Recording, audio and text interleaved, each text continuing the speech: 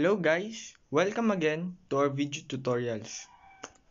So our topic today is all about refrigeration cycle, and here is our sample problem.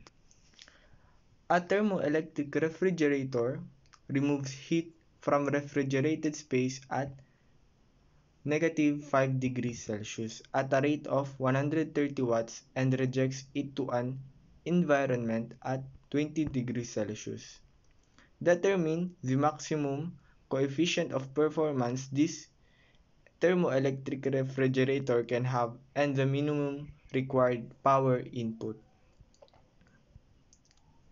So first, we will list our given here for the TH is equal to 20 plus 273 since we need to convert it into Kelvin. Same here as the low temperature.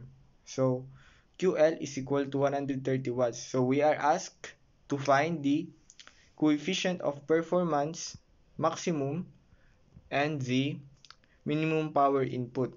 So first, calculating for the maximum coefficient of performance, 1 all over TH over TL minus 1. So putting up the values, 1 all over 293 Kelvin over 268 Kelvin minus 1. And we have our answer here for our first question, 10.72. And for our minimum required power input, we have our formula here, QL over COP. So 130 watts over 10.72. And we have our final answer here, 12.1 watts.